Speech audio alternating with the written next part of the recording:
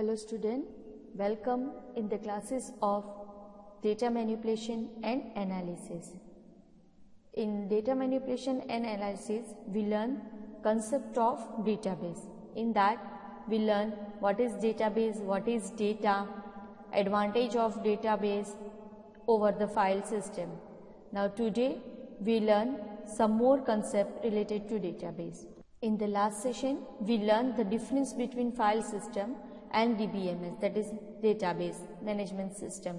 So file system और database में database क्या है, एक software है which is used for managing the database, and the file system is a one kind of software that manage and organize the files.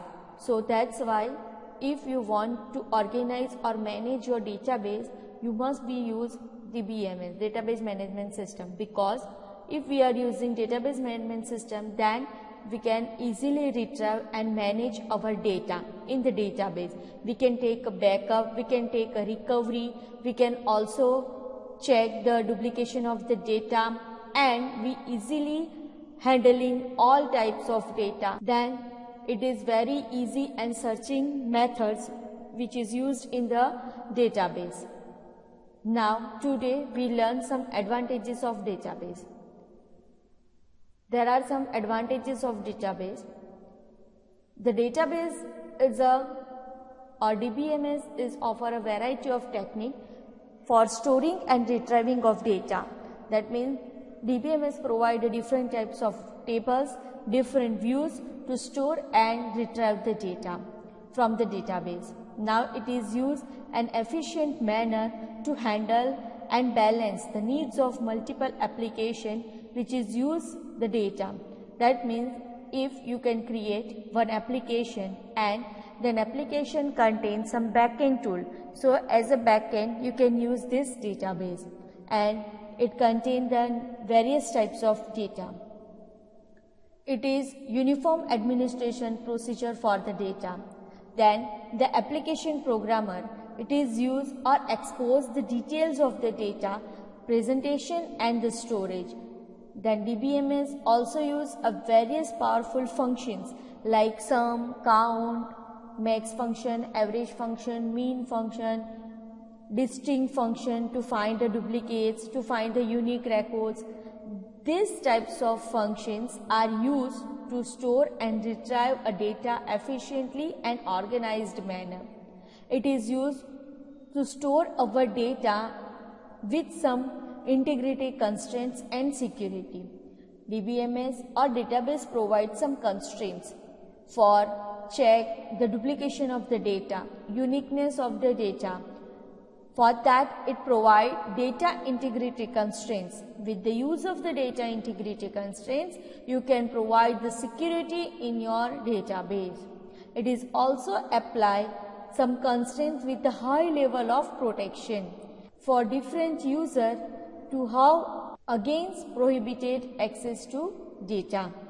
The DBMS also schedule concurrent access to the data. The concurrent access of the data, that means if there are number of users are there and that all users are using only one database for various purpose. So at the same time that all users use a single database, that is a concurrent access of the data, and various users can use or access same content of the data. It is used to reduce the application development time because it is one kind of software from only database for organizing and managing the data in a efficient manner.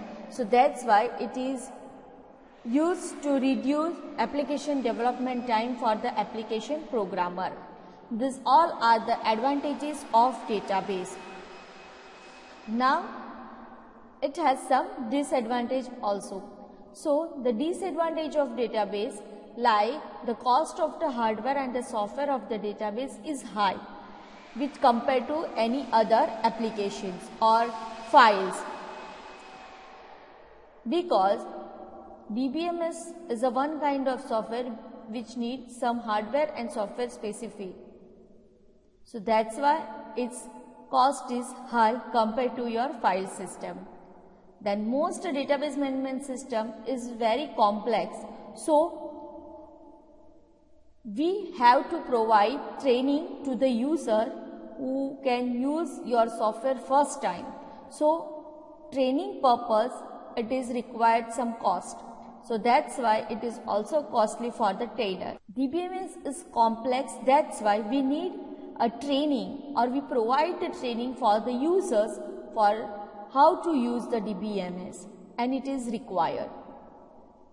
In some organizations, all the data is integrated into single database, which can be damaged because of electric failure or database is corrupted on storage media, because sometimes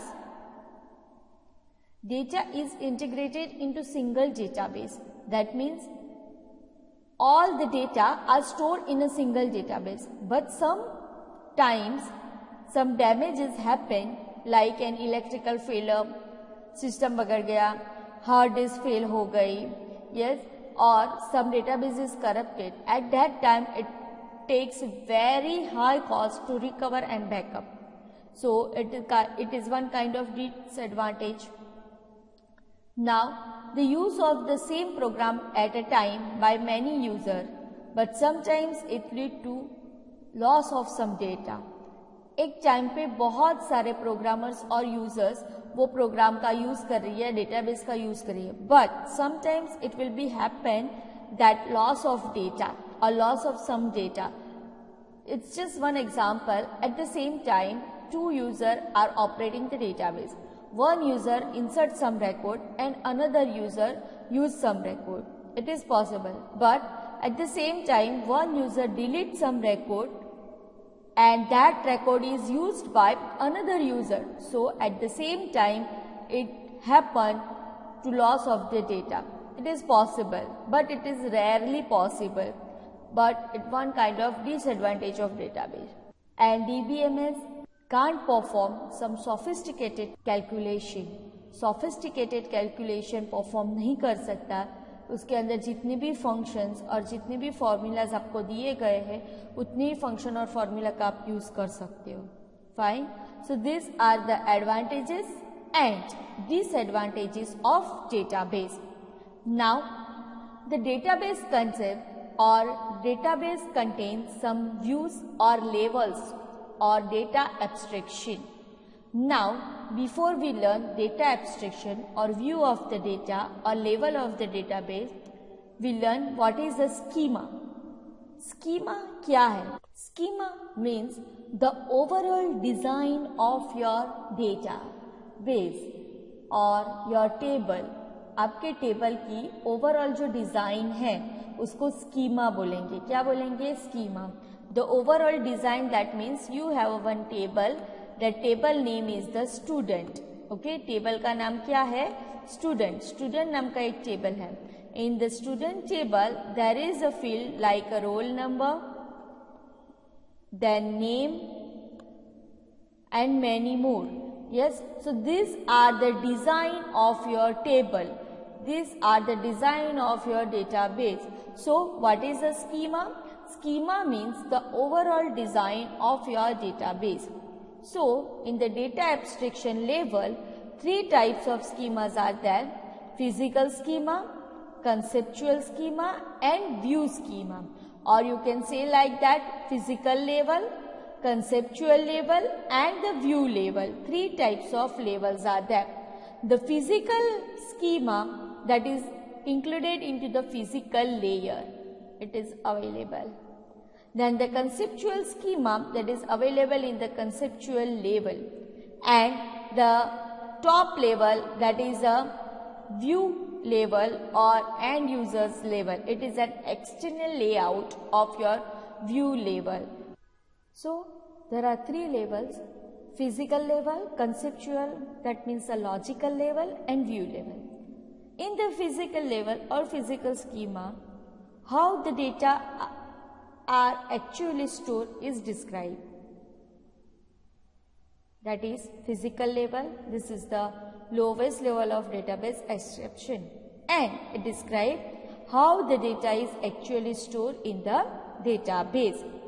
Now, in the conceptual level or logical level, in that level, what type of data are actually stored in the database? It is in the logical level or conceptual level, that is a middle level, and it describes what data is stored in the database. And at the logical level, the records which can be described as the fields and attribute with that data types.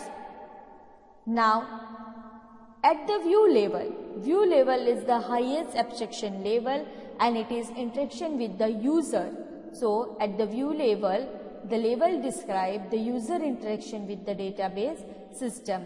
The view level is just interact with the users, and with the help of the GUI, it will enter the records, enter the detail into your database, and this is the hidden form of the database. So, there are three views or three levels of database: physical level, conceptual or logical level, view level. In the physical level, how the data are stored in the database is described.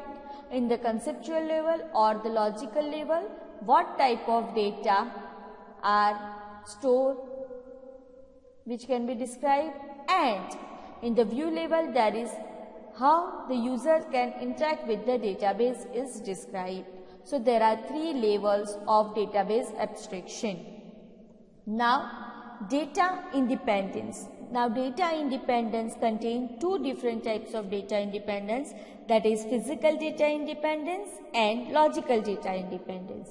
Now, data independence means the data about the data which is known as a metadata. Yes, and it is used to locate and retrieve the data easily. Now, sometimes the requirement of the user which cannot be satisfied by the database. So, the entire data is dependent. If your entire data is dependent, then it can very complex task to define some different property of the database. So, the data independence is used to define some property of the database and which is help us to change the database schema. That means the database design, overall design of your database at the one level of database abstraction, and without requiring to change the schema at the next higher level. अगर database schema change करना है एक level पे, तो दूसरे level में कुछ भी चेंजेस नहीं होगा और दूसरे लेवल में कुछ भी इंटरेक्शन नहीं होगा. That is a data independence.